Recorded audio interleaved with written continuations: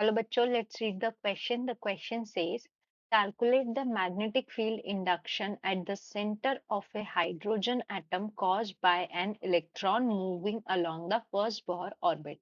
तो इस क्वेश्चन में हमको मैग्नेटिक फील्ड इंडक्शन निकालना है हाइड्रोजन एटम के सेंटर पर, इसके कारण जो एक इलेक्ट्रॉन हमारा मूव कर रहा है फर्स्ट ऑर्बिट में। ठीक है, तो ये सपोज ये हमारा इलेक्ट्रॉन है, ये हो गया इसका रेडियस ऑफ ऑर्बिट, क्या हो गया, लेट दिस बी आर। और ये मूव कर रहा है हमारा एक वेलोसिटी v से, टेंजेंशियल वेलोसिटी v से हमारा ये मूव कर। तब हमें क्या बताना है, हमें यहाँ पर हम मैग्नेटिक फील्ड इंडक्शन बताना है। तो वी नो दैट यहाँ पे जो हम की कॉन्सेप्ट यूज करेंगे, magnetic field B is equals to mu naught I divided by 2r। ठीक है, ये हमारे पास फॉर्मूला होता है। यहाँ पर I क्या हो जाएगा, I इज करंट, और करंट को हम कैसे लिख सकते हैं, चार्ज पर टाइम।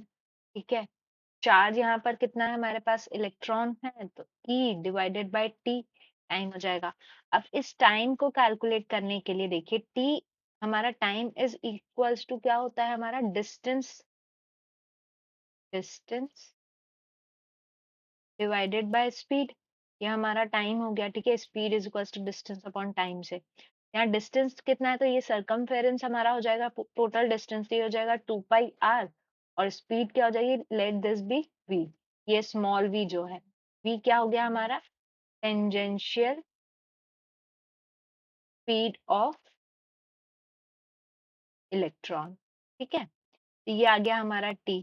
तो यहाँ से देयरफॉर हमारा I क्या हो जाएगा, I is equals to E divided by 2πr divided by v, और EV डिवाइडेड बाय 2πr। अब यहाँ पर हम क्या करेंगे, I की वैल्यू पुट करेंगे इसमें B के फॉर्मूले में, तो ये क्या हो जाएगा, mu naught EV divided by 2πr whole divided by 2r। ठीक है, अब हमें पता है since velocity v is equals to कितना होता है, हमारी वेलोसिटी ऑफ एन इलेक्ट्रॉन हो जाता है e square divided by 4 epsilon not h बार। ठीक है, h बार क्या है हमारा, h बार हमारा रिड्यूस्ड प्लैंक कांस्टेंट है, और r क्या होता है, r is equals to h bar square 4 epsilon naught divided by mc square. ठीक है, तो इन वैल्यूज को अगर हम फॉर्मूले में पुट करेंगे तो हमारे पास b की वैल्यू क्या आ जाएगी, b is equals to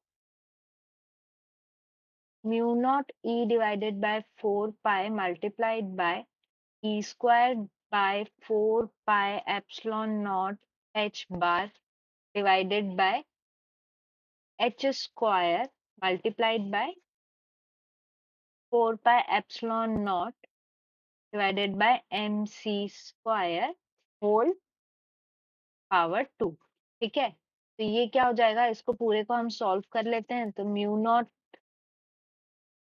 m square c to the power, ये कितना हो जाएगा, दिस इज e, यहाँ पे ये e है, don't get confused, this is e square, charge of electron। तो ये m square e to the power 7 हो जाएगा, whole divided by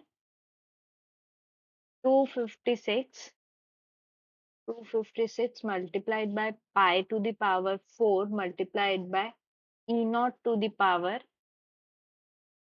3 h bar to the power 5। ये क्या आ गया हमारा, p naught की वैल्यू आ गई।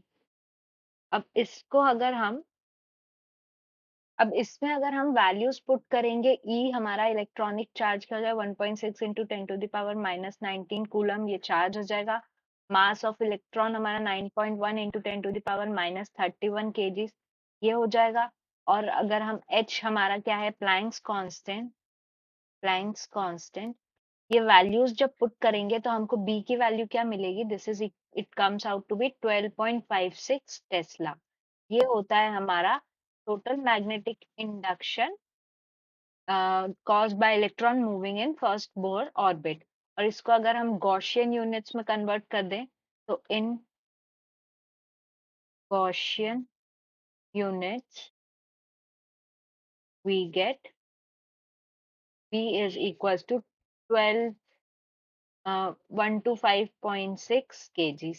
ये आ गया। तो हमारा जो रिक्वायर्ड आंसर है ये है हमारे पास relation of induction magnetic field.